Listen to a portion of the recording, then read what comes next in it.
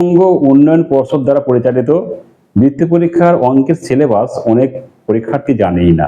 তো আজ আমি বৃত্তি পরীক্ষার পুরো সিলেবাস আলোচনা করে দেবো কয়েক মিনিটের মধ্যে। তো তোমরা প্রথম থেকে শেষ পর্যন্ত অবশ্যই দেখবে, তাহলে গুরুত্বপূর্ণ কোনো টপিক তোমরা মিস করবে না এবং পরীক্ষায় তোমরা 100 পেয়ে আসবে। ঠিক আছে, যে গণিতে প্রথমে কি থাকবে, যে সংখ্যা ও সংখ্যা তত্ত্ব।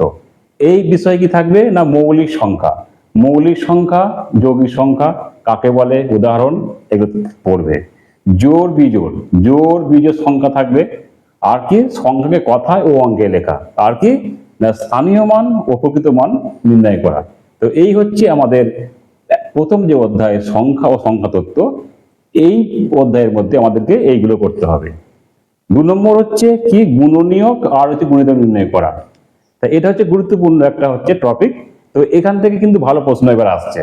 কি আসছে না, উৎপাদক বিশ্লেষণ করা। একটা সংখ্যা দিয়ে দেবে, সেই সংখ্যাটাকে উৎপাদক বিশ্লেষণ করতে হবে। আর কি করতে হবে, সংখ্যার গুণনীয়ক নির্ণয় করা। একদম ইম্পর্টেন্ট প্রশ্ন, পরীক্ষা অবশ্যই এটা আসবে।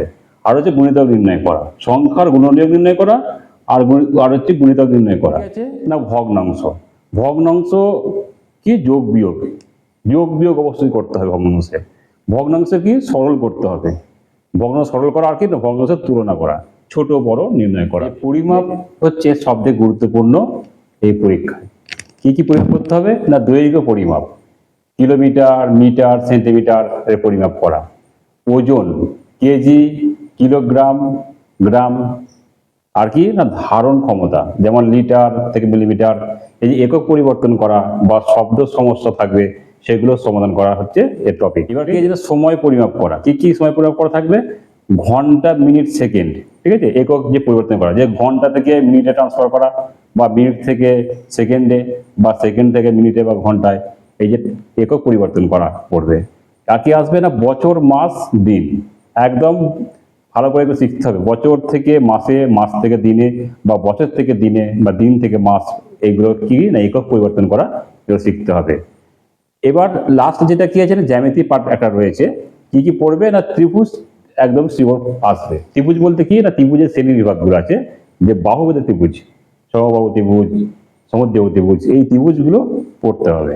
আর কি থাকবে না, চতুর্ভুজ থাকবে, চতুর্ভুজ। কি কি থাকে এখানে না, আয়তক্ষেত্র থাকবে আর বর্গক্ষেত্র থাকবে। কি করতে হবে না, পরিসীমা নির্ণয় করতে হবে। ঠিক আছে, কোনটা একটা হয়তো একটা আয়তক্ষেত্র দিয়ে দিল, দিয়ে হয়তো তার পরিসীমাগুলো বের করতে বলতে পারে, অথবা একটা বর্গক্ষেত্র দিল, বর্গক্ষেত্র দিয়ে তার পরিসীমা নির্ণয় করতে বলবে। এই ধরনের প্রশ্ন কিন্তু পরীক্ষায় আসবে। এই যে বৃত্তি পরীক্ষায় যে অঙ্কে যে 100 নম্বর থাকবে, এই 100 নম্বরের কোশ্চেন যে প্যাটার্নগুলো কি থাকবে, যে 1 নম্বরের 7টা প্রশ্ন করতে হবে। তাহলে কি 1 × 7 মানে 7 নম্বর। 2 নম্বরে করতে হবে 8টা প্রশ্ন, তাহলে হচ্ছে 2 × 8 = 16। 3 নম্বরে করতে হবে কটা, 5টা প্রশ্ন, তাহলে 3 × 5 = 15। 4 নম্বরে করতে হবে 5টা প্রশ্ন, তাহলে 5 × 4 = 20 নম্বর। আর 5 নম্বরে প্রশ্ন থাকবে কটা, 6টা প্রশ্ন করতে হবে, তাহলে 5 × 6 = 30 নম্বর। আর জ্যামিতি পাঠ থেকে থাকবে কত, 12 নম্বর থাকবে। টোটাল কাউন্ট করলে, যোগ করলে কত আসছে, 100 নম্বর আসছে।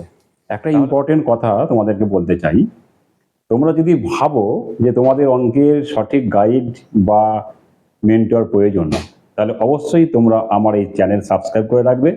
তোমাদেরকে আমি, এই রাজীব স্যার কথা দিচ্ছি, তোমাদেরকে আমি সম্পূর্ণ গাইড করব বৃত্তি পরীক্ষার দিন পর্যন্ত, এবং তোমাদের যাবতীয় যে সমস্যা, প্রবলেম আমি সলভ করার চেষ্টা করব। 100% কথা দিলাম।